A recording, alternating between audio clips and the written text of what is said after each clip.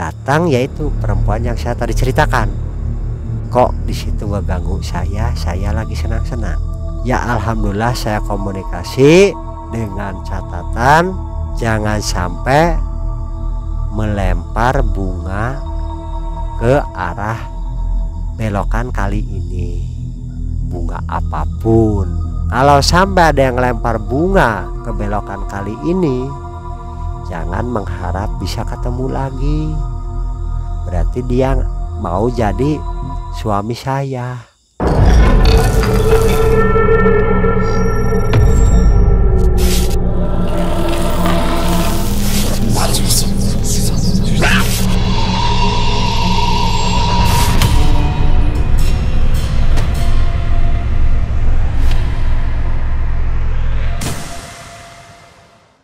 Memang pernah terjadi apa? Banyak. Satu, yaitu terjadi makhluk yang di sini, yang penguasa di sini mungkin gak terima. Kedua, penampakan itu bukan satu kali atau dua kali, itu hampir setiap malam. Bahkan kalau pocong dan kuntilanak bisa dibilang jaburan saya, cemilan saya lah.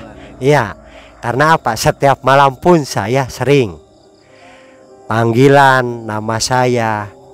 Nah, belum yang menampakkan diri istilahnya tanpa berbentuk, mata keluar, muka berceceran darah.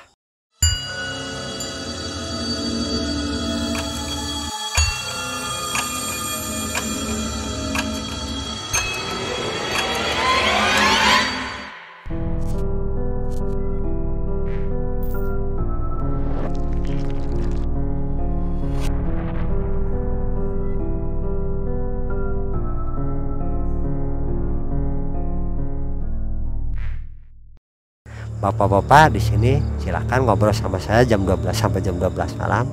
Apapun yang terjadi jangan sampai Bapak lari atau ketakutan. Nah, barangkali ada yang isinya sampai ngikut ke rumah, ya mungkin dia hanya pengen tahu. Karena mungkin kalau toh bahasa kitanya orangnya tanya Pak, mungkin dia nantangin saya, kan gitu. Dan jadi makanya saya sekali lagi tegaskan, saya hanya bisa membicarakan kronologi saya. Nah, istilahnya kronologi saya di sini tuh mungkin sangkaan warga atau prasangka siapapun yang tidak tahu kronologisnya saya di sini, mungkin ada suruhan atau ada imbalan dari setiap bulan atau setiap minggu dari per orang dari sini, itu pun saya tidak ada. Ya mungkin saya setahun sepisan memasang kotak, itu pun tidak dipaksakan. Ya enggak Pak? Atas mungkin kalau ada yang mau niat istilahnya mengasihi saya dengan secaranya canggung, mungkin ngasih ke saya silahkan. Kalau tidak, saya pun tidak memaksakan. Ya Pak. Jadi saya sekali lagi tegaskan, walaupun di mana siapapun, kalau kita niatnya ibadah dan tidak membutuhkan imbalan, insya Allah kita itu hidup akan tenang. Walaupun mungkin secara nyata kita diganggu atau dihujat, baik dari teman, baik dari keluarga, baik dari masalah bangsa halus, kita tetap pribadian, tetap kita akan istilah membaktikan atau ibadah ke Gusti Allah dengan perantara kita mengurusi kuburan yang terbengkalai, kan gitu ya Pak. Nah, karena jadi ibadah itu ada berapa macam, dan kalau istilahnya diceritakan mungkin tidak akan cukup satu malam ya Pak. Diambil secara karakternya, kronologisnya saya, yaitu di sini itu ada 3 hal jenis yang sampai sekarang menampakkan. Satu, mungkin kalau bangsa kitanya presidennya Pak, orang besar. Mungkin kalau di bangsa begitu kerajaan tah, rajanya. Yaitu namanya jin barongsai, yaitu di situ. Namanya jin barongsai. Itu percis muka apa gigi mungkin kalau zaman sekarang buta hijau lah atau gimana lah, itu sering menampakkan ya, walaupun tidak sesering ya seperti hal yang kuntilanak atau pocong, tapi dalam sebulan mungkin ada 4 kali, ada 3 kali saya ngalami sendiri.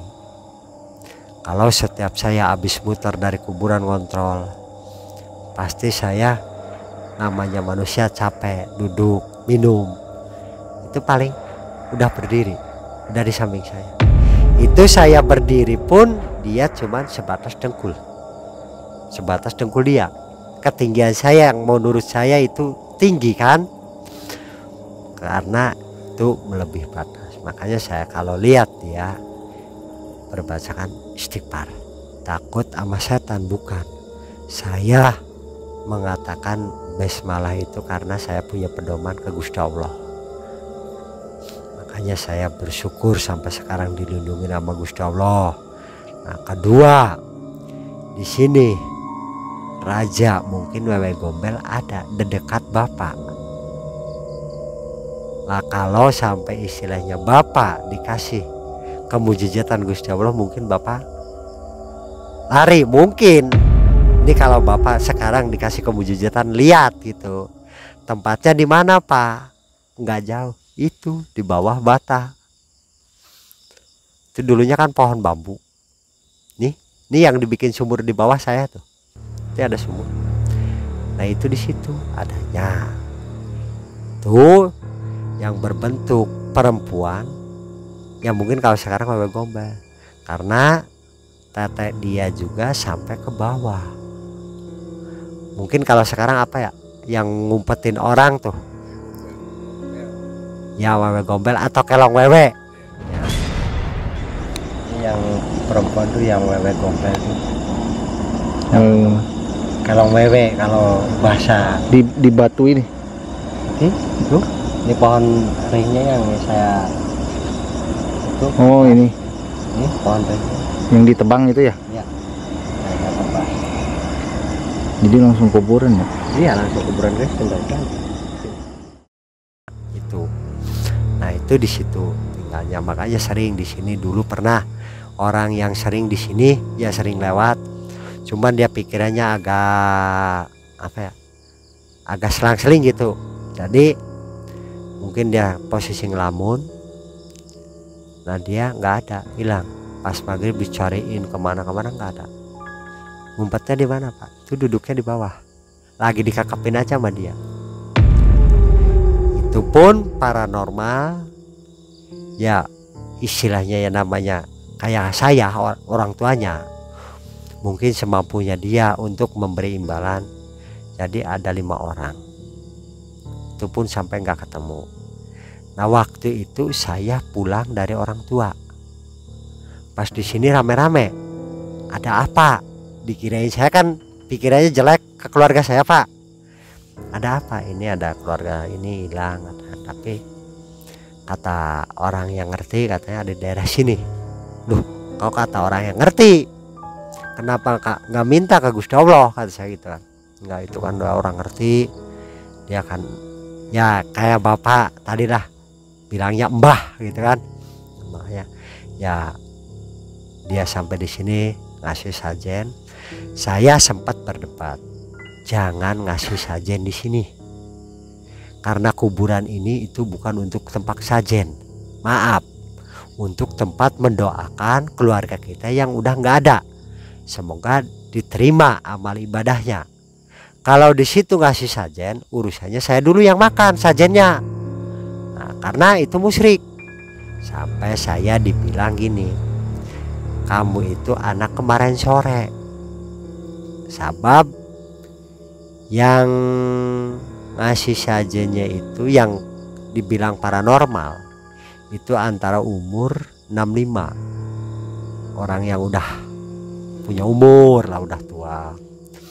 Nah, cuman saya berinisiatif begitu ke keluarganya, minta ke keluarganya tolong udah jangan disajenin, silahkan di situ ambil wudhu, kita berdoa bersama. Musola belum berbentuk, baru pasang pondasi. Kita minta menunggu sampai istilahnya antara jam 9 jam 8 menggelar tikar kelasa dan kita berdoa. Datang yaitu perempuan yang saya tadi ceritakan.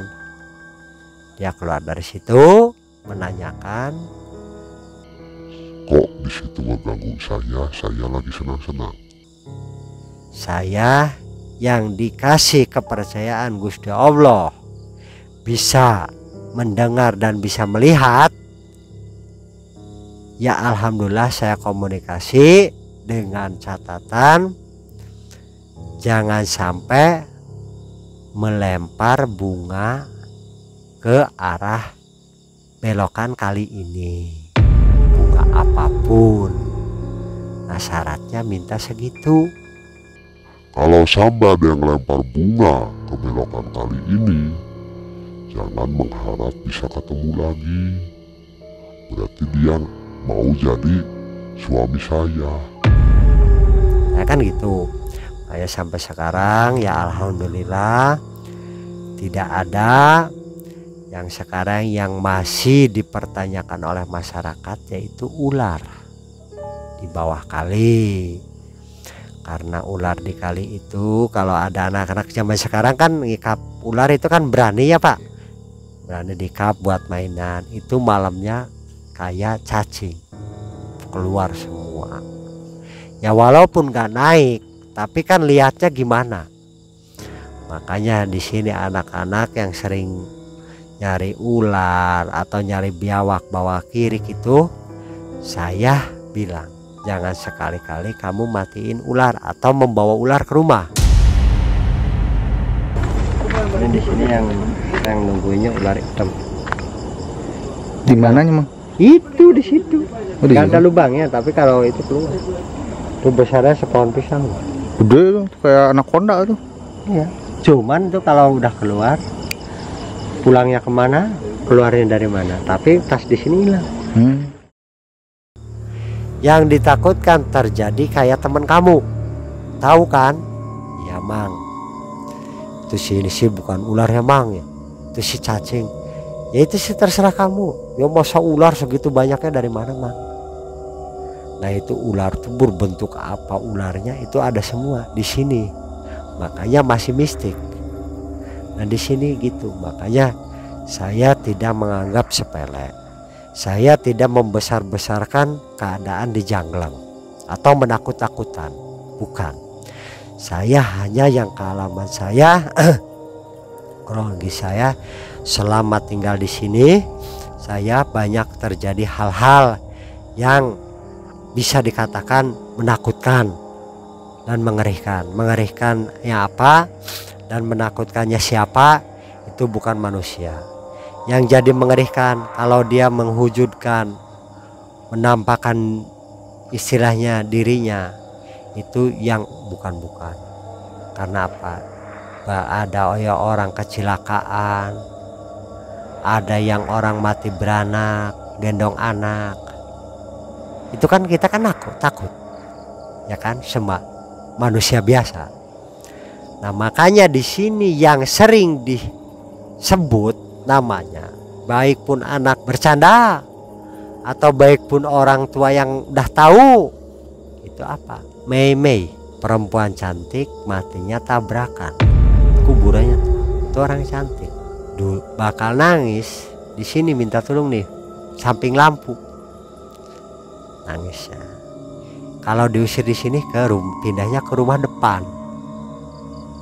Nah rumah depan larinya ke sini ke saya. Makanya saya kadang-kadang sempat bingung. Saya itu orang yang gak bisa apa-apa. Hanya saya punya keyakinan, istilahnya percaya diri.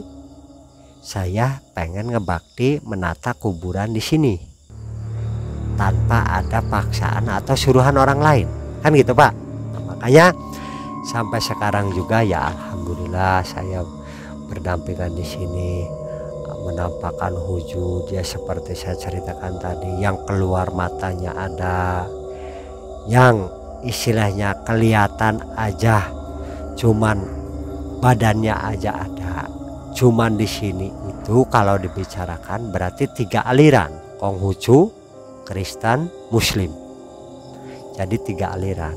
Ketambah sekarang pembuangan, yang ada lampu. Itu yang dari pembuangan rumah sakit itu yang tabrak lari, nggak ada keluarga. Bukan pembuangan. Itu jadi yang tabrak lari nggak ada keluarganya. Jadi kan dikubur di situ. Ya di Pemda juga. Itu pun sekali-kali kadang sering berdampingan ke sini. Adaptasi. Nah, kadang-kadang yang ketinggalan dari ambulan dari rumah duka pulangnya ke sini. Diibaratkan saya sering mengantar kalau kata sombongnya. Cuman apa sih yang saya harus bilang ke orang lain kalau saya sering didatangin begitu? Apa orang itu bakal percaya dengan lisan saya ya Pak? Yang ditakutkan saya orang tersebut percaya, saya lupa diri. Jadi kepalanya besar, ego kan gitu. Sedangkan saya juga makanya saya nggak mau cerita. Paling orang cerita, Mang takut enggak? Ya namanya orang hidup pasti aja pikiran takut kan gitu. Nah makanya saya terangkan sekali lagi, saya itu di samping ibadah jadi saya mempelajari hidup saya, akhlak saya, merubah tingkah laku saya, bukan merubah orang lain. Merubah ego saya yang tadinya besar, ketakutan saya yang tadinya besar, yang isinya sedikit-sedikit marah. Kamu berani sama saya enggak kan gitu. Saya sekarang lagi dirubah, lagi sekolah.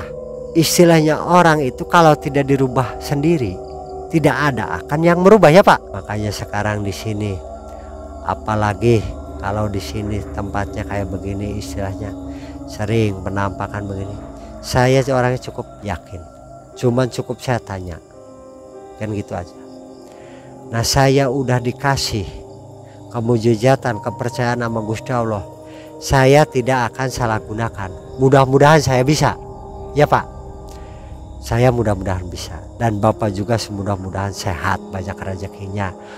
Istilahnya dijadikan ini suatu amal dan pahala yang baik.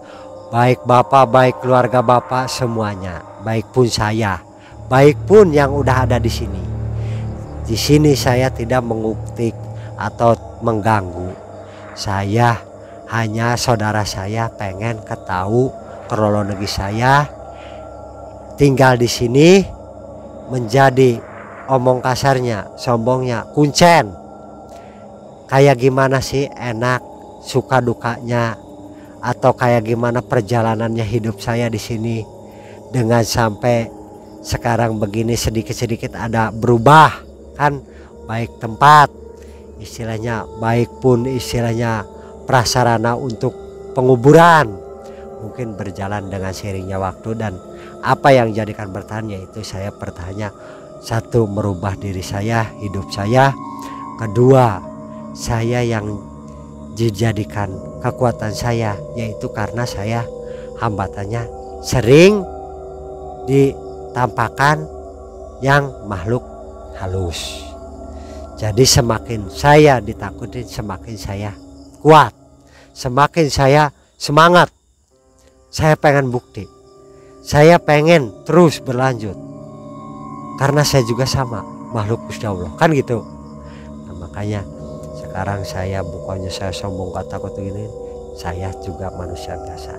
Saya dari awal orang brutal, dari awal saya tidur di mana, makanya sampai saya dikasih kelebihan dari Gusti Allah.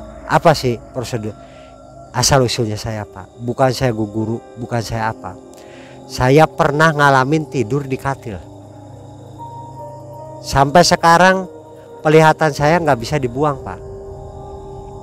Saya semanusia hidup, manusia biasa, saya takut kok. Duduk di rumah siapa ngelihat begini, lewat ke sini lihat begini, kan takut. Cuman saya udah berusaha ke Ustadz itu bukan dapat beli, itu keistimewaan dari Gusti Allah, rezeki. Bisa menguntungkan, bisa merugikan. Menguntungkannya bisa kita melihat, di sini ada ini, benernya kita istilahnya atau keinjak atau kelangkaan kita, mungkin kita bisa menghindar. Merugikannya, kita kalau nggak kuat imannya, takut lewat kemanapun pasti ya tempatnya begitu kelihatan. Nah, makanya saya maaf, bukannya saya sombong, bukannya apa, saya terpaksa menceritakan ke Bapak. Mungkin kok Mang Jangkung bisa weruh, istrinya bisa tahu pasti keadaan di sini tersebut berbentuknya begini-begini. Tuh bakal pengen tahu, yaitu saya kronologisnya dari awal saya masih remaja itu saya pernah jadi lihat tontonan, pulang tidurnya di katil tanpa disadari, disangka teman, ya dikirain teman saya, nggak taunya yaitu. Nah, saya tempat tidurnya, kalau Bapak pengen tahu, desa kuburan yang Keceluk dulunya tempat pemujaan sampai sekarang. Kuncennya dulu, sekarang udah nggak ada. Tetangga desa saya yang ada di kabupaten desa. Nah, makanya saya sampai lepas menyebutkan ke bapak-bapak dan ke ibu, mohon maaf, bukan saya sombong atau angkuh, mohon maaf. Barangkali Bapak mungkin dalam hati, ini Mang Jangkung kok bisa tahu percis jadi apa. Itu kronologis saya begitu. Jadi yang saya minum, yang saya tidurin bukan bantal, bukan tikar, daun pisang sama bata, dan minum teh manis itu air dugan di kelapa yang udah banyak apanya tuh, yang hidup tuh, ugat-ugat dirasain. Saya kan dikasih teh manis hangat, dikasih bantal, dikasih selimut, nggak taunya daun pisang sama bata merah sama yaitu minuman teh manis itu kelapa yang udah banyak uget-ugetnya. Saya minum. Saya bangunnya kapan kuncan lewat jam 8 siang. Saya kalau posisi katilnya udah nutup semua, saya tinggal pulang nama. Karena katil masih ada kakinya sebelah kan keganjal. Nah itu. Sampai saya diselamatin. Itu pun nggak bisa. Saya Pak pengen lihat, buang pelihatan saya lepas, bukan saya pengen kotok, bukan, lihat yang begitu. Saya sampai dan nyampe istilahnya ke pondok-pondok, istilahnya ke ustad, ke buntet, ke Kang Babas. Itu kan teman saya, kalau dia anaknya ustad ada keturunan, kalau saya di sininya ponakannya Kiai Usup. Nah, jadi saya minta tolong gimana, cuman nggak bisa. Sampai ke Madura ada, sampai saya ketemu Irang ke kiainya nggak bisa. Saking apa Pak, saya manusia biasa takut. Cuman apa daya kan. Nah sekarang saya dikasih kemujizatan, dikasih saya untuk merubah diri, yaitu secara mengabdikan diri ke kuburan Janglang. Ya alhamdulillah bersyukur saya di sini bisa melihat warga yang sudah menata, yang meninggal di sini, tinggal di sini, yaitu yang berbeda alam dengan cara istilahnya menampakkan ke saya. Ya intinya mungkin kalau secara manusiawi mungkin orang baru, istilahnya di sini ditata yang lain lagi sesuai tradisi kita. Orang hidup pengennya bersih dan pengen ada penerangan ya Pak. Nah sedangkan kalau bangsa begitu kan pengennya yang angkar-angkar gelap. Nah jadi mungkin kalau sebangsa kita ya mungkin menanya ke saya, kamu orang mana? Saya yang bertahun-tahun di sini juga nggak berani peneguran. Cuman manusia peneguran itu disangkanya menakut-nakutin, ya enggak Pak? Nah makanya saya istilahnya saya bukan nggak takut atau sombong, cuman saya berbalik ke kiprahnya. Saya asalnya dari mana? Dari Gusti Allah. Setan juga dari mana? Dari Gusti Allah. Kata Rasulullah, manusia itu kan lebih mulia. Masa manusia kalah sama setan? Kan gitu. Yang penting kita tidak mengganggu dia. Kita masih di perjalanan yang masing-masing arah lah. Ya walaupun saya di sini dibersihin, saya merasa saya tidak mengganggu. Ngerasa menurut saya aturan dari manusia itu wajar. Manusia itu perlu hidup, satu bersih, kedua lingkungannya terang, dan istilahnya layak, ya Pak.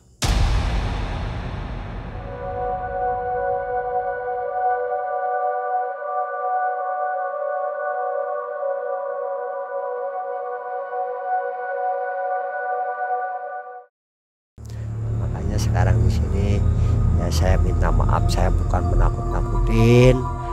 Istilahnya saya kronologi saya di sini tuh jadi banyak hal-hal yang mistik yang itu yang bukan dari manusia, gangguannya dari bangsa halus. Jadi terharu juga dan bangga gitu dengan kemuliaan hati dari Mang Jangkung yang mengabdikan dirinya hampir berapa tahun berarti sekarang? Berarti sekarang kalau menincak saya di sini ngabdikan udah 4 tahun. 4 tahun ya. 4 tahun. Ya. Tadi Mang Jangkung berkata kalau bagi sobat semua yang nonton dan bilang ini rekayasa, silahkan datang ke sini ngobrol dengan Mang Jangkung ya. Silahkan nama saya. Jadi akan Mang Jangkung temani ya. Iya. Diajak ngobrol nanti rasakan sendiri apa yang terjadi gitu. Siap. Ya itu ada tantangan dari Mang Jangkung, silahkan untuk yang itu pun saya istilahnya bukan sombong. Dan saya menjaga yang ditakutkan. Mungkin lepas dari sini tidak apa-apa. Yang ditakutkan ngikut ke rumah ya. Makanya bukan saya nggak mau, bukan saya menantangin pemirsa, saya hanya menganjurkan itu keluh kesahnya saya. Betul gitu ya. Baik, tadi tempat-tempat yang sering penampakan atau kemunculannya itu nanti Mang Jangkung bisa kasih tahu siap. Di daerah mana aja gitu ya. Siap, saya nanti tunjukkan. Kita lihatkan gambarnya ya. Siap, cuman saya nggak bisa membuktikan bahkan anak berwujudnya ya. Hanya ya, Pak. tempatnya saja. Nah, hanya tempat waktu terjadian sama saya ya. Gitu kan. Betul.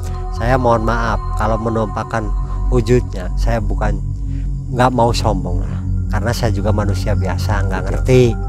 Itu mungkin hanya Gusti Allah mengasih kepercayaan ke saya, kan gitu ya Pak. Betul. Saya gitu. Kalau tempat siap. Ini ada musola ini. Ya, ukuran berapa ini?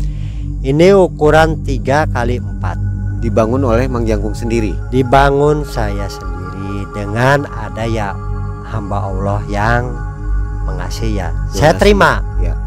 Awalnya saya pengen gaya musola ini Pak, bukan seperti ini. Karena apa? Saya ya ibadah kan gubuknya kayak begitu, kehujanan. Jadi hanya pas nih mungkin Gusti Allah mengasih itu saya alhamdulillah bisa berdiri.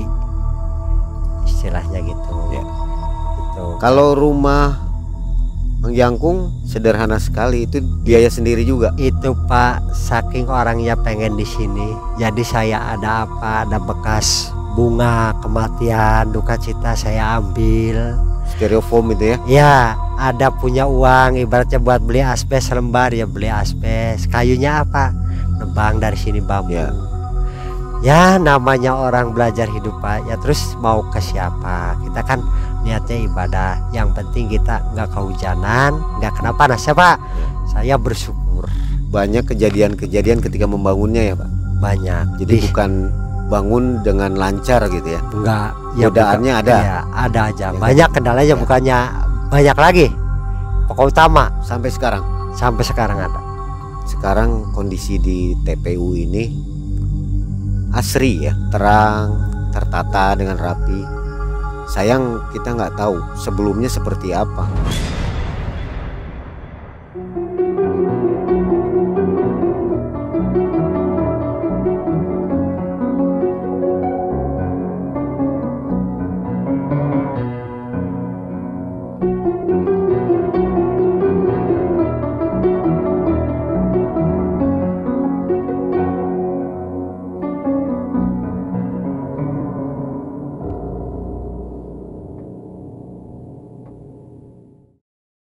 Kalau digambarkan dulunya di sini itu, di sini nih pohon ri di sini teh. Nah, sengon kalau dulunya, terus pohon ya kayak rambatan. Nah, di sini bambu semua. Itu bambu tuh lebat.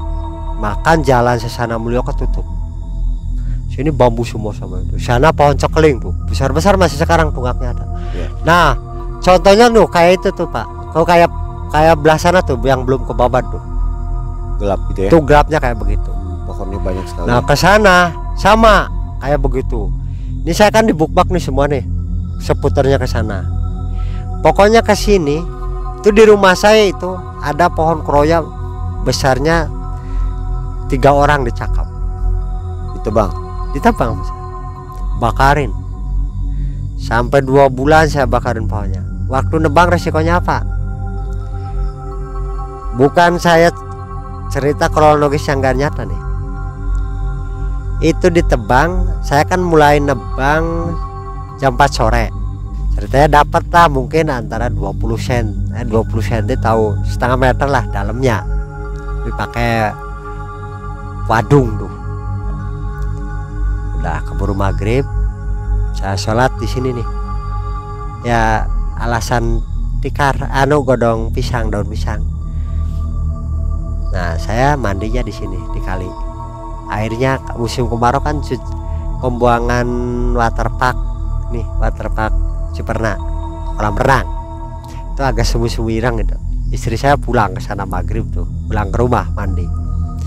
Itu saya ngambil air wudhu agak mambu got gitu kan, cuman sana. Yaudah. Pas saya sholat, habis sholat saya lagi bisa dikatakan lagi tawasulan. Itu ada orang jerit. Orang jerit udah kelar, teriak. Ada suara kayak mode petasan tuh. Dong. Nah, saya kakak kan. Udah kaget. Nah, saya bangun, nengok ke belakang, ke pohon tersebut. Maksudnya saya nengok ke pohon tersebut kan kalau orang nebas pohon banyak tatalannya. Saya mau bakar, mau bikin itu bakaran gitu buat supaya lamuk nggak banyak. Ternyata nggak ada. Perasaan saya tuh tadi nggak mimpi pohon ditebang, tapi kok kembali. Ya udahlah, istri saya pulang sama teman-teman anak saya sini. Ya duduk di sini di depan nih. Dulu kan depannya masih ada pohon bambu.